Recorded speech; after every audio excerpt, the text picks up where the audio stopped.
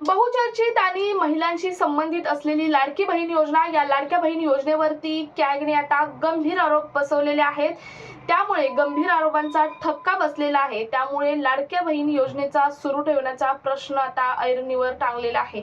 लाडक्या बहीण योजनेसंदर्भात मागच्या 2 दिवसांमध्ये पंतप्रधान आर्थिक सल्लागार समितीकडून एक अहवाल आला होता।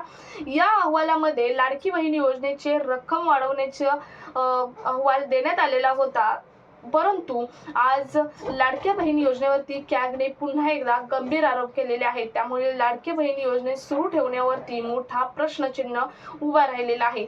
नेमके कॅगने हे गंभीर आरोप काय केलेले आहेत, या आरोपांमुळे लाडकी बहीण योजनेवरती काय परिणाम होऊ शकतो, राज्य सरकारवरती काय परिणाम होऊ शकतो, हा सांगणारा हा सविस्तर रिपोर्ट आहे। त्यामुळे शेवटपर्यंत बघा। चॅनलवर पहिल्यांदा आला असेल तर अशाच महत्त्वाच्या अपडेटसाठी चॅनल सबस्क्राइब करायला मात्र विसरू नका।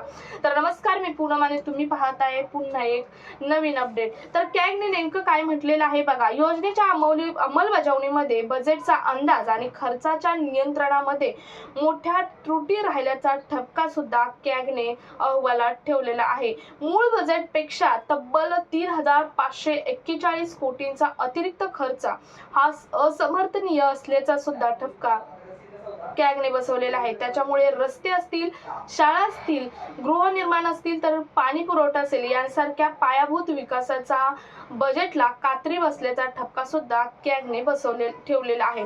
तसेच कॅगने नेमकं काय म्हटलेलं आहे बघा। योजनेचा दर 33,237 कोटी खर्च झाला आहे। बजेटपेक्षा 3,541 कोटी अधिक झालेला हा खर्च असमर्थनीय असल्याचं सुद्धा गंभीर आरोप हा कॅगने केलेला आहे।